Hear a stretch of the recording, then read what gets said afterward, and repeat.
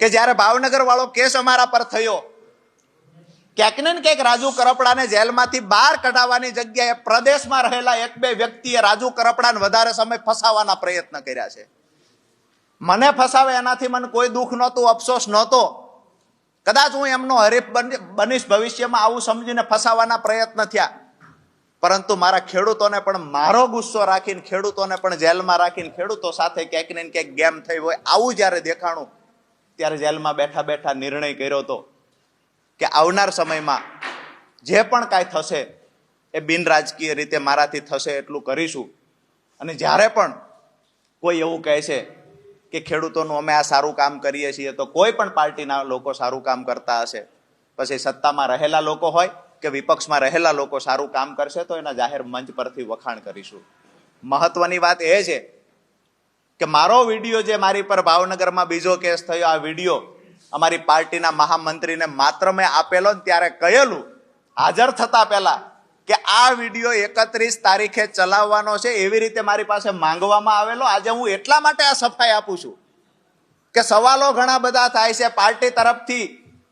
ગઈકાલથી ક્યાંક ને ક્યાંક મારા માટે નેગેટિવ ચલાવવાના પ્રયત્ન થાય છે. હું આજ પણ કહું છું કે હું મૂંગો બેઠો છું એટલું સારું છે. જો મારી જીભ ખુલશે, મારું મોઢું ખુલશે, તો લોકોને જવાબ દેવાના લાયક તમે લોકો નહીં રહ્યો. કારણ કે જે પણ મેં જેલમાં અનુભવ્યું એની સાથે સાથે જે પણ પાછળથી જે ગેમ થઈ છે એ ખરેખર ક્યારેય સ્વીકારી ન શકાય. પોતાના લોકો પાસે અપેક્ષા ન હોય એવી ગેમો થઈ છે પાછળથી. મેં જે વિડીયો આપ્યો હતો એ વિડીયો 31 તારીખે ચલાવવાનો હતો, એમાં પણ કાંઈ ભૂલો હોય તો એને એડિટ કરીને ચલાવવાનો હતો. એની જગ્યાએ 29 તારીખે વિડીયો રિલીઝ થઈ જાય છે, વાયરલ થઈ જાય છે. એ વિડીયો અંતર્ગત મારી પર ભાવનગરમાં ગુનો દાખલ થાય છે. એ ગુનો દાખલ થયા પછી મને 11/11/2025 ભાવનગર લઈ જવામાં આવે છે. ત્યાર પછી બીજા દિવસે મારા પરિવારને કહેવામાં આવે છે કે એ ગુનામાં જામીન મળી ગયા છે. હું સતત વારંવાર કહેતો રહું છું કે મને જામીન મળી ગયા હોય તો અહીંયા બીડો જમા કરાવો.